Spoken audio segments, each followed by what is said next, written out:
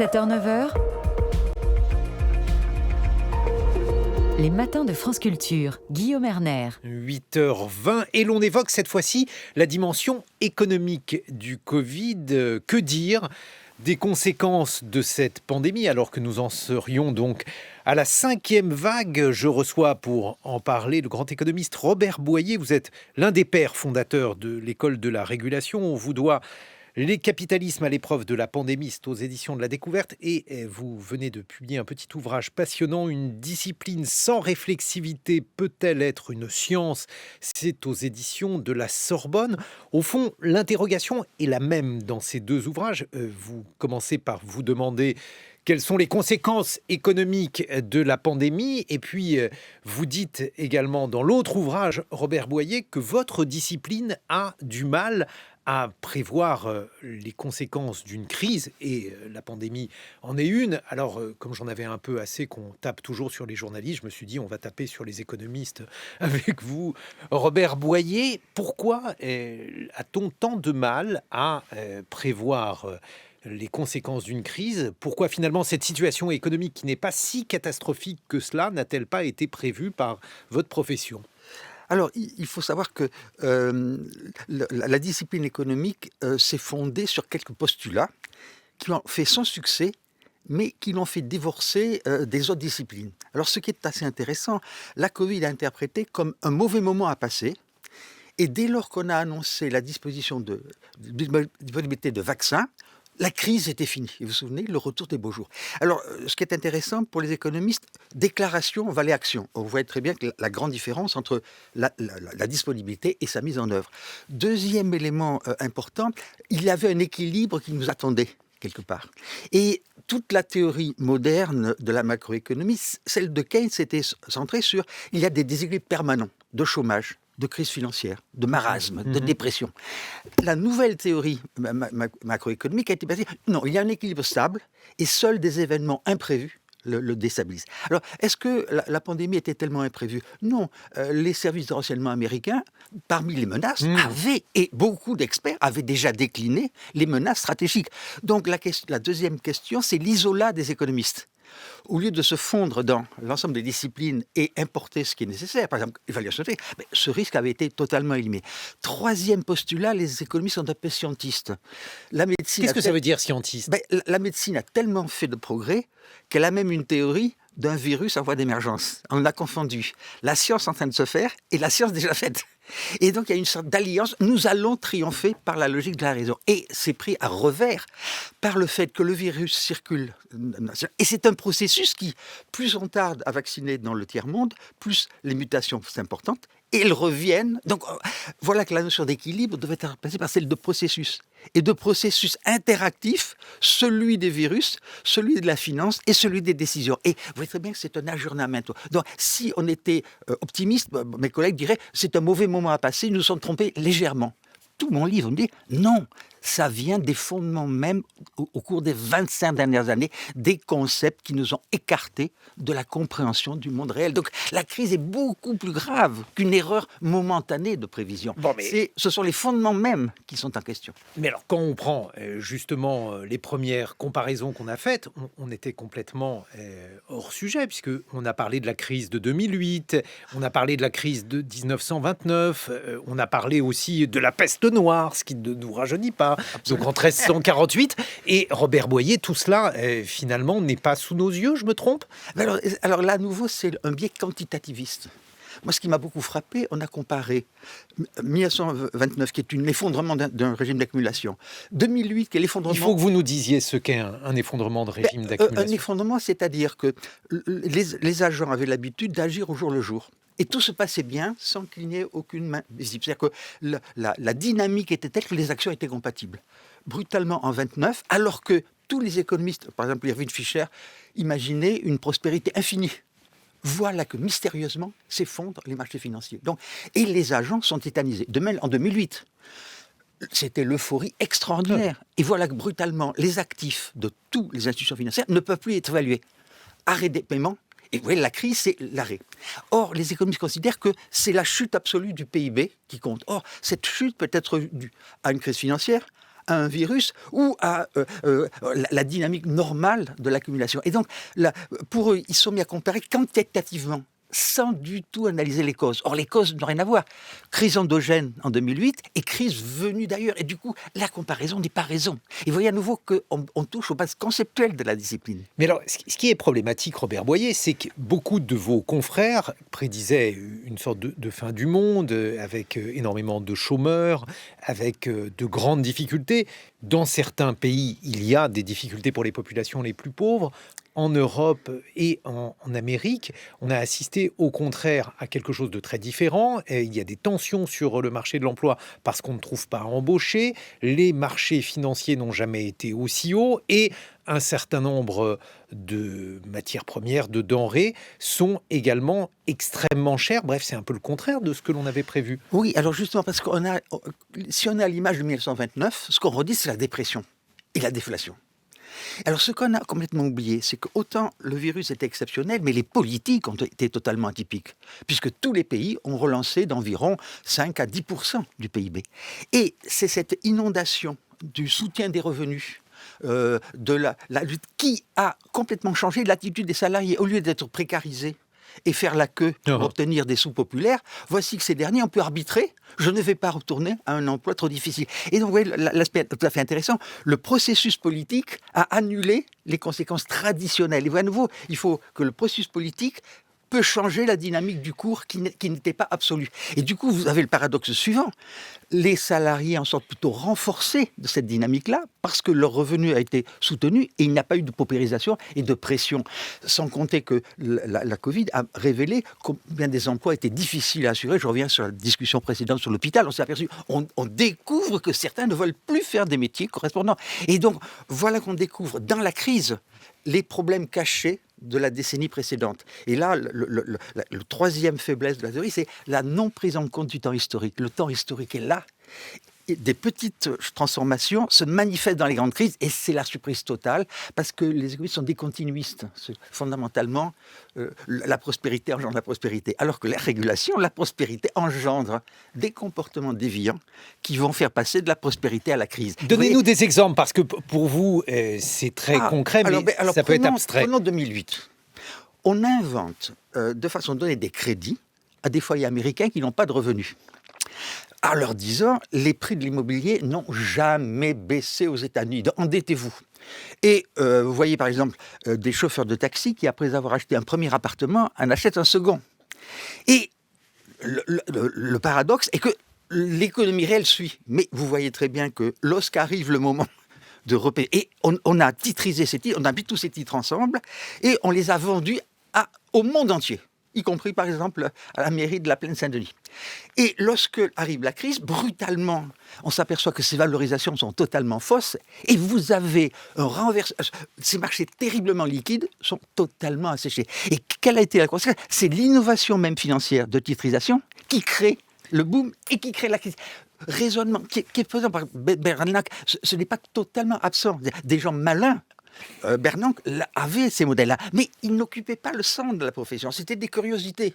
La curiosité devrait devenir le centre de la profession. C'est pour ça que je vous ai invité ce matin. Mais alors, justement, est-ce qu'on n'est pas là aussi en train de danser sur un volcan un peu différent, mais un volcan quand même ? C'est-à-dire qu'aujourd'hui, les prix de l'immobilier n'ont jamais été aussi hauts, le monde est endetté, et cependant, on continue à augmenter les dettes, à la fois les dettes privées, les dettes publiques.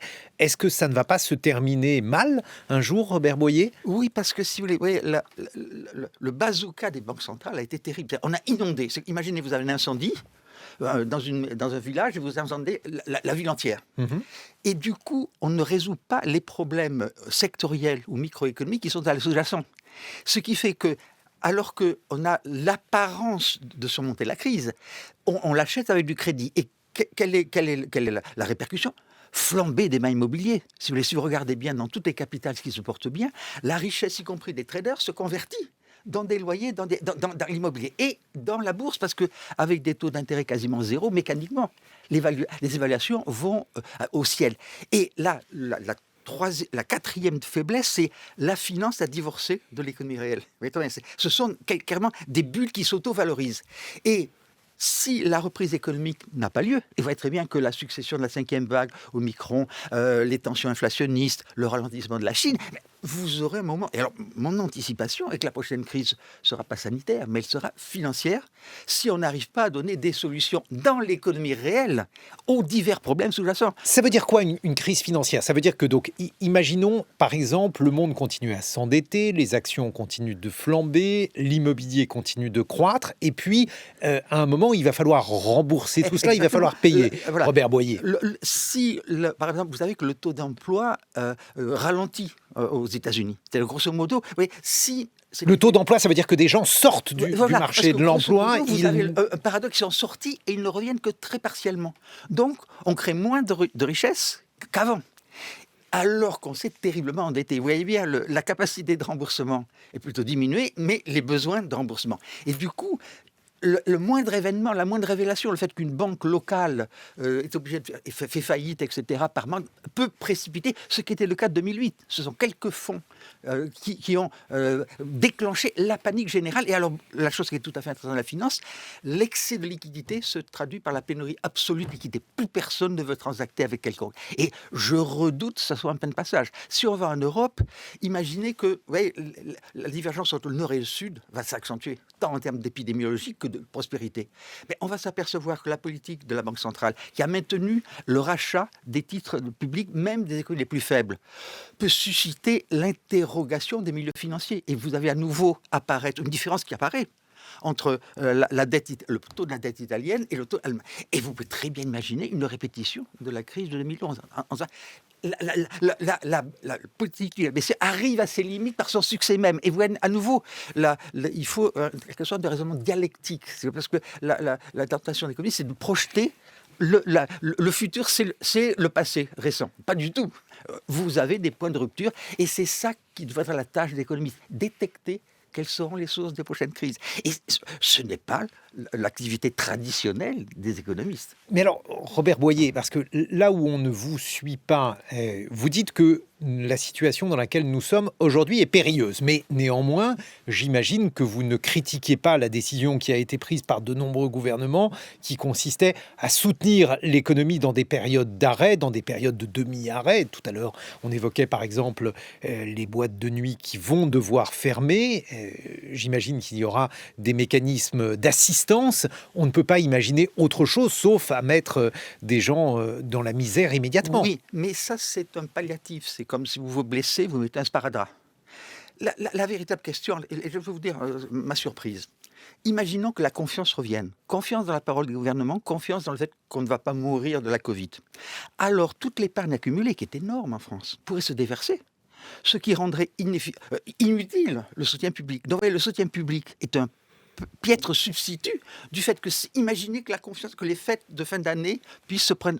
attendez, la consommation repart de façon tout à fait extraordinaire. Donc la véritable sortie de la crise, c'est restaurer la sécurité sanitaire dans le monde entier qui permet de redéployer des stratégies habituelles. Et c'est pas de cette façon qu'on... Vous voyez, on va dire, on va à nouveau subventionner les boîtes de nuit. C'est très bien, mais ça ne résout pas le problème de fond, qui est restaurer la sécurité sanitaire. Et vous voyez très bien que s'il est vrai que le virus va d'une zone à une autre, il mute, il se peut très bien que ça se répète. Si vous regardez les chiffres, vous avez une ondulation. Vous n'avez pas du tout une extension. Le taux de mortalité, la létalité baisse, mais les cas sont à peu près la même fréquence.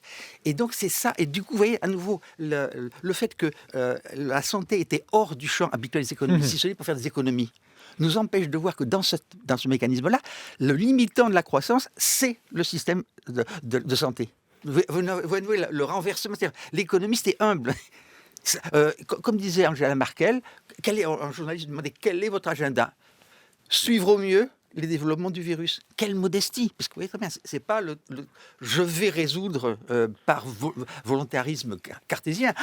Je vais essayer de répondre à l'incertitude du virus. Et vous voyez très bien que ça change complètement l'attitude de l'économiste. Il doit répondre à des évolutions qui frappent l'ensemble de la société. Bon, autre motif de réjouissance, enfin en tout cas on peut le percevoir comme ça, mais je vais vous demander votre opinion. C'est la une des Échos aujourd'hui, Robert Boyer.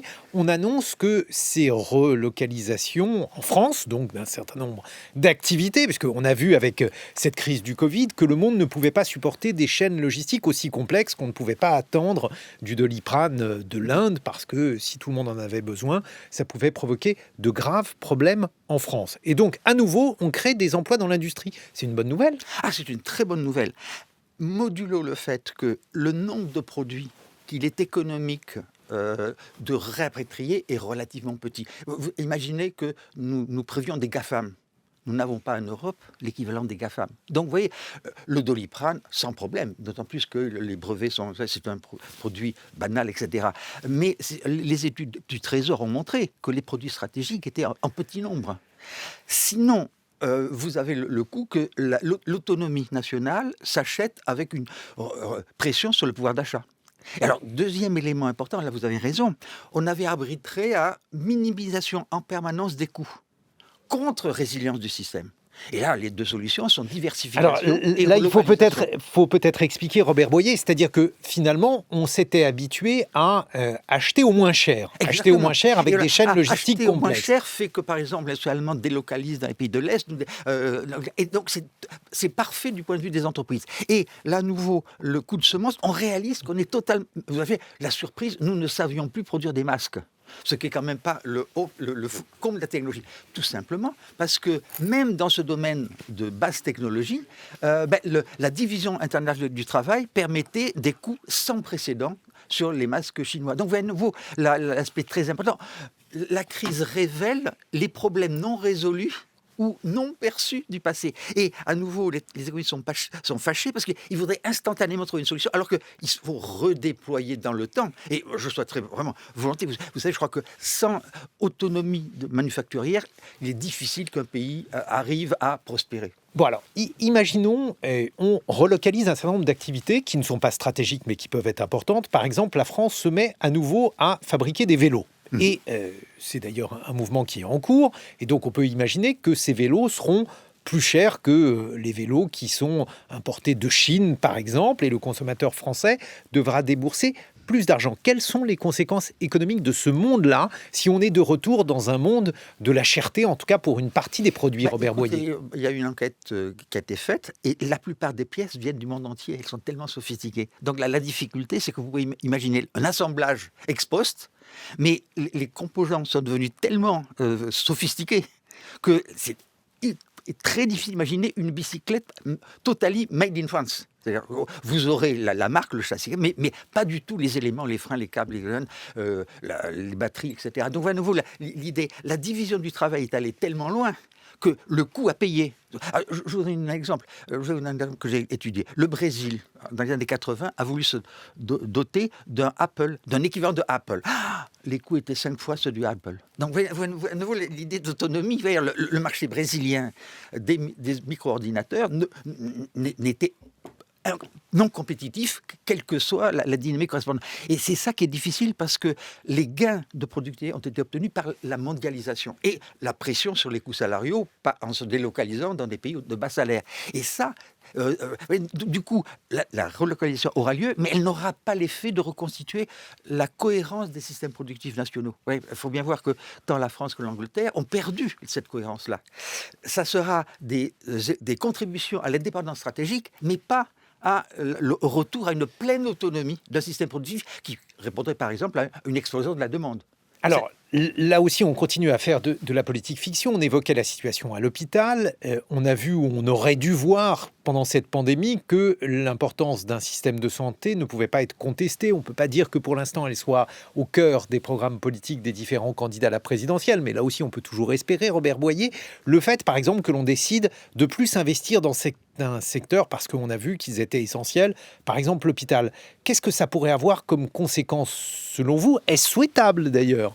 D'abord, les conséquences, ça revient à la hiérarchie des salaires. J'ai écrit un papier qui va paraître dans Sociologie du travail, qui a consisté, c'est très bizarre, tous les emplois qui continuent au bien-être, au care, ont été dévalorisés parce qu'ils fonctionnent sur la subvention publique ou l'argent public.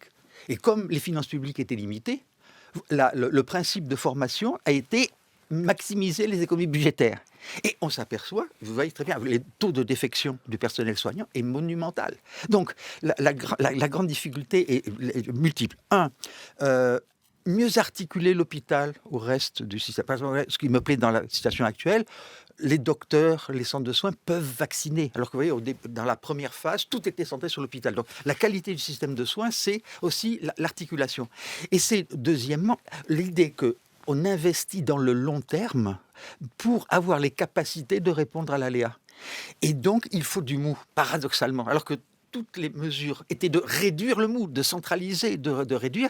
Il faut laisser du mou, ne serait-ce que pour répondre à l'aléa, qui serait le fait que les pandémies deviennent chroniques. Et vous voyez bien, mais alors laissez du mou, parce que il faut là aussi que vous explicitiez, Robert Boyer. Ça veut dire que finalement, dans une économie où tout est tiré, eh bien, il faudrait considérer qu'il faut avoir une marge d'ajustement et donc payer cette marge d'ajustement quand celle-ci ne sert pas. Par un surinvestissement. Moi, j'étais formé dans ma jeunesse à calculer la surcapacité pour prévenir les pointes d'électricité. Il faudrait que la même chose pour l'hôpital. C'est-à-dire, on a des lits supplémentaires et on peut du personnel soignant qui peut être mobilisé à l'occasion de grandes catastrophes, etc. Et ça, oui, ça renverse le calcul public, puisque la minimisation dans la gestion ne va pas avec le sacrifice des capacités de production. Et oui, c'est un renversement conceptuel. Donc l'hôpital est un actif qui prévient les crises futures.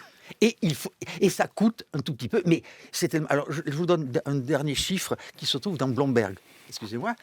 Si on avait pu dépenser 50 milliards pour effectivement vacciner le monde entier, on aurait économisé 30 trillions de fonds publics. 30 trillions. Ben oui. On ne réalise pas le rendement Alors, la probabilité est très faible de ces pandémies, mais elles ont un coût économique monumental que l'on pourrait anticiper. Et voilà, on peut faire un calcul économique tout à fait rationnel. Mais alors, comment ça se fait que votre profession, Robert Boyer, ne fasse pas entendre raison? Alors, je ne sais pas à qui, est-ce qu'il faut faire entendre raison au peuple ou aux gouvernants, mais on voit bien, ou alors, si on ne le voit pas, c'est que vraiment, là, il y a un problème. On voit bien que cette crise, le fait de ne pas avoir mieux réfléchi à la recherche médicale, à un certain nombre de sujets, nous coûte extraordinairement cher. Pourquoi n'y a-t-il pas une prise de conscience? Moi, j'ai été formé comme ingénieur économiste. Et de mon temps, le cœur de la théorie économique, c'était comment l'État doit gérer au mieux alors qu'il y a une situation de monopole. Et je dirais un retour du calcul économique public incorporant le long terme. Et comme vous verrez dans les lois de finances... Ça veut dire quoi? C'est un retour du plan? Et l'évaluation à chaque budget. Alors, j'ai une proposition que j'ai proposée. À chaque budget, parce que le budget veut équilibrer le court terme. On calcule quels sont les effets à long terme du sous-investissement dans le secteur, dans les transports, etc. On internalise les conséquences à long terme. Eh bien, attendez, ça change complètement. Et deuxièmement, 200 personnes du commissariat au plan avaient un rôle tout à fait considérable en coordonnant toutes les activités de l'État et en socialisant les vues de l'avenir. Donc, ça a été supprimé pour quelques dizaines de millions d'euros. On a sacrifié la partie de l'administration d'État qui défendait le long terme contre l'ajustement du Trésor. Mais les politiques ne font pas des politiques pour le long terme, justement. Exactement. Ils ont des échéances brèves. Voilà, parce que le temps du politique rythme les programmes, alors qu'il faudrait réintroduire une partie de l'appareil d'État défendant le long terme. Et vous voyez très bien la révolution, parce que ce rôle a été donné aux marchés financiers, qui eux jouent le court terme. Donc l'handicap est monumental, mais c'est parfaitement concevable.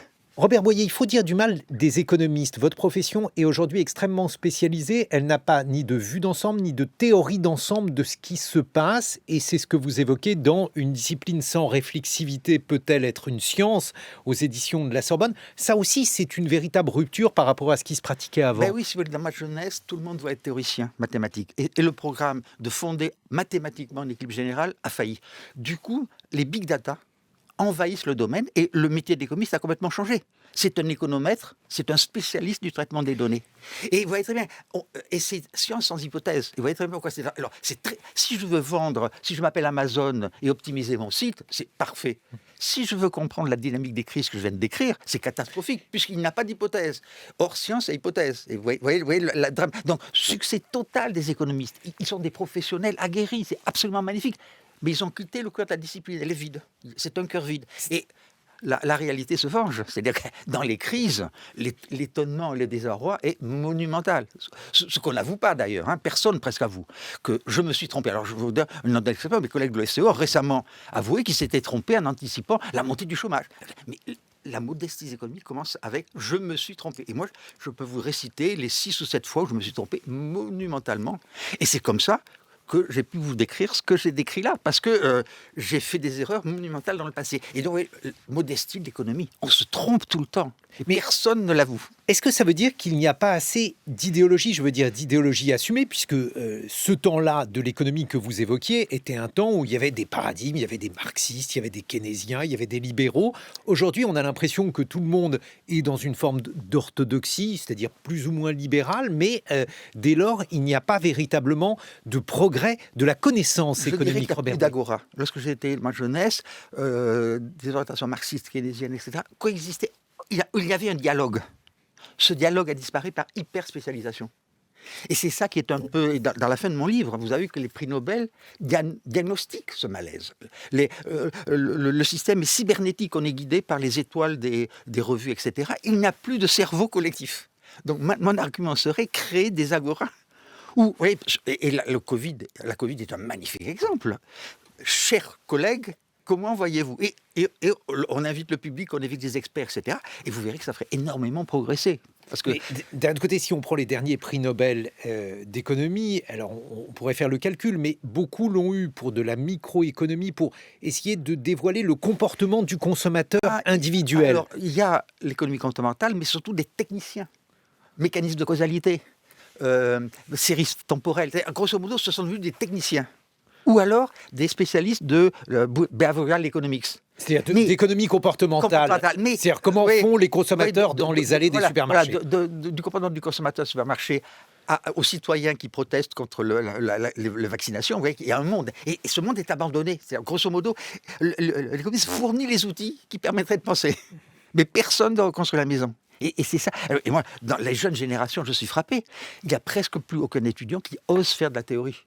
Et la théorie ne se construit pas par elle-même, si vous voulez. On en a besoin. Et c'est ça aussi qui était... Parce que se pose beaucoup de cultures. Vous savez, Keynes disait il faut être homme d'État, sociologue, philologue. C'est-à-dire, il faut le bon économiste a beaucoup de cordes à son arc. Or, la formation est hyper spécialisée et la mathématisation sert de critère. Et vous voyez le mécanisme, j'ai décrit ce mécanisme-là. On attire des matheux et les matheux font un travail magnifique. Mais les sciences sociales leur sont un peu étrangères. Donc vous voyez, et du coup, j'appelle ça anomie de la division du travail. C'est-à-dire, grosso modo, tout le monde travaille au mieux et l'ensemble fait une non-compréhension des enjeux qui frappent le citoyen. Et pour comprendre cette non-compréhension, je renvoie à votre livre qui m'a passionné. Une discipline sans réflexivité peut-elle être une science ? C'est effectivement un ouvrage d'épistémologie de l'économie et il se trouve aux éditions de la Sorbonne.